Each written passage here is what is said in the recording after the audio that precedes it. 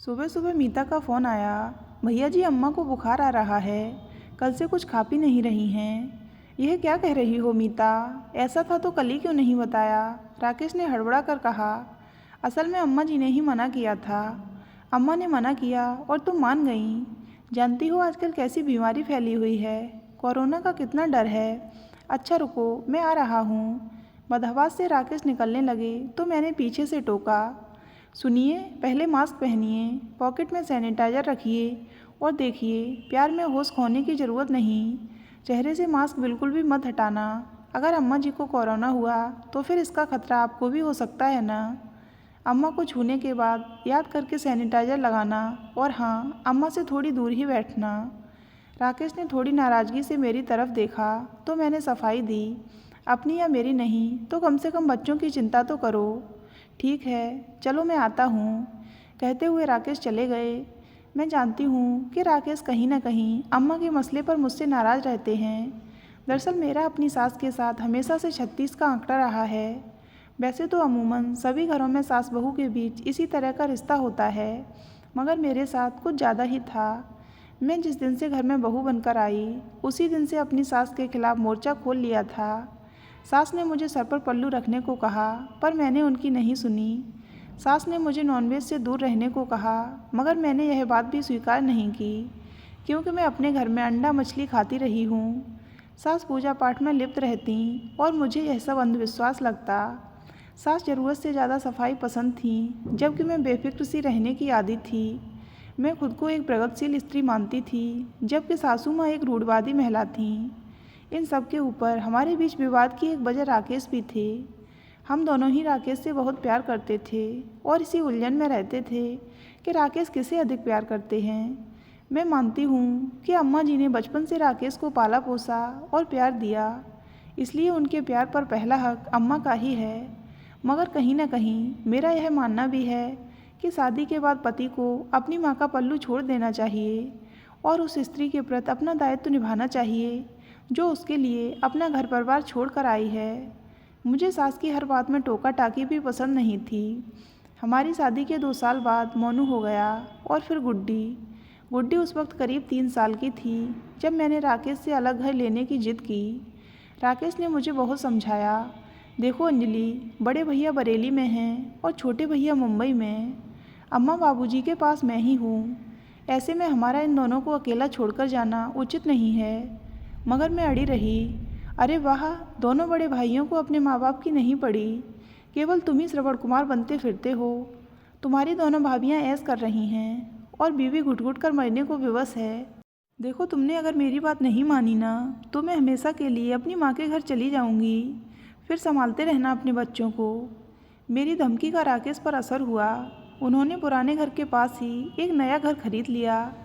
अम्मा बाबूजी को पुराने घर में छोड़कर हम नए घर में शिफ्ट हो गए। भले ही राकेश ने मेरी बात मान ली, मगर हम दोनों के बीच एक अदृश्य दीवार भी खड़ी हो गई थी। राकेश के दिल में मेरे लिए पहले जैसा प्यार नहीं रह गया था। वह केवल पति का दायित्व निभा रहे थे। इस बात को 4 साल बीत चुके हैं। पिताजी भी 2 साल पहले गुजर गए। अब अम्मा उस घर में नौकरानी मीता के साथ अकेली रहती हैं।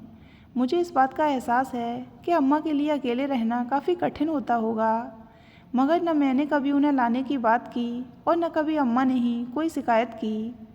राकेश अंदर ही अंदर अम्मा के प्रति खुद को अपराधी महसूस करते हैं, पर इस संदर्भ में मुझसे कभी कुछ नहीं कहते। आज अम्मा की बीमारी के बारे में सुनकर जैसे राकेश ने मुझे भेदती नज़रों से देखा था, इससे जाहिर था कि वे इन सारी बातों के लिए मुझे ही कसूरवार मान रहे हैं, क्योंकि मैंने ही उन्हें अलग घर लेकर रहने को विवश किया था। मैं बेसब्री से राकेश के लौटने का इंतज़ार कर रही थी। कहीं ना कहीं अम्मा को लेकर मुझे भी चिंता होने लगी थी। आखिर वे बुजुर्ग हैं और बुजुर्गों के लिए कोरोना ज़्यादा घातक सिद्ध हो रहा था। मैंने राकेश को फ़ोन कर अम्मा के बारे में जानना चाहा, तो राकेश ने संक्षेप में जवाब दिया, अम्मा को तेज़ बुखार है, मैंने एम्बुलेंस वाले को फ़ोन कर दिया है, बस वे आने ही वाले हैं, फिर मैं अम्मा को लेकर हॉस्पिटल निकल जाऊंगा, सारा इंतज़ाम करके और कोरोना का टेस्ट करवा कर ही लौटूंगा। मीता ने बताया है कि अम्मा से मिलने शर्मा जी का लड़का आया था, जो कुछ दिन पहले ही विदेश से लौटा था। ठीक है, मगर ज़रा ध्यान से, प्लीज़ अपना भी ख्याल रखना। हाँ ठीक है, कहकर राकेश ने फ़ोन काट दिया। मेरे दिल में खलबली मची हुई थी। अम्मा को सच में कोरोना निकला तो, उन्हें कुछ हो गया तो राकेश तो मुझे कभी भी माफ़ नहीं करेंगे।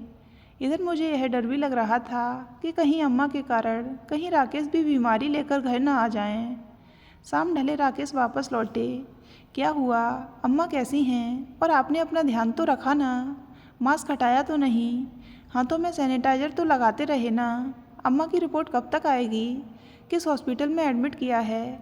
मैंने सवालों की झड़ी लगा दी तो वे मुंह बनाते हुए बाथरूम में नहाने चले गए। मैंने खुद को शांत किया और फिर एक एक करके सवाल पूछे। राकेश ने बताया कि रिपोर्ट 36 घंटे में आ जाएगी और तब तक अम्मा एडमिट रहेंगी।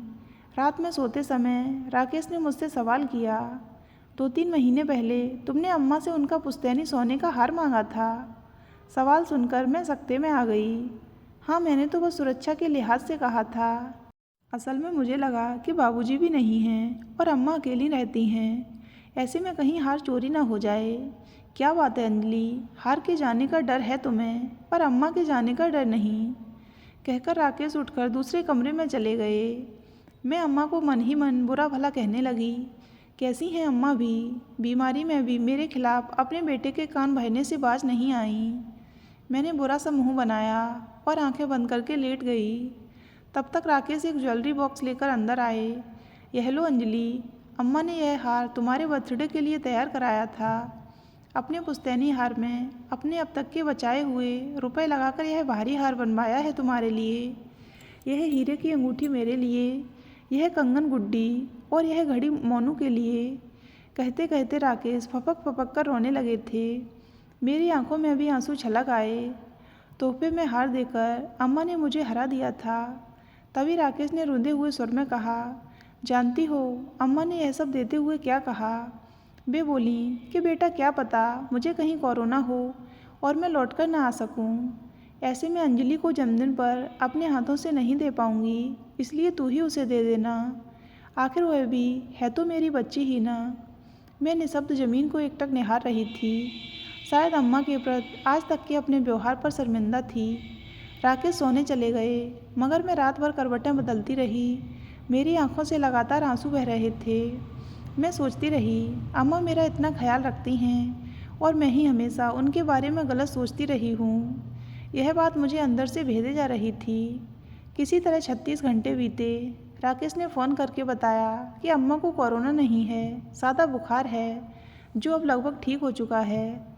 मेरी आंखों से खुशी के आंसू बह निकले।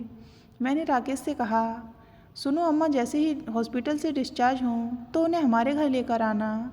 उन्हें देखभाल की ज़रूरत है और फिर कोरोना फैल रहा है। वे खुद अपनी सुरक्षा का ख्याल नहीं कर पाएंगी। मैं उनका ख्याल रखना चाहती हूँ हमेशा। वैसे भी आखिर मैं हूँ तो उनकी बच्ची ही ना। कहते कहते मैं रो पड़ी थी। राकेश गदगद स्वर में इतना ही बोल पाए, थैंक यू अंजलि। तो दोस्तों, अगर आपको ये कहानी अच्छी लगी हो तो वीडियो को लाइक करें और हमारे चैनल को सब्सक्राइब अवश्य करें।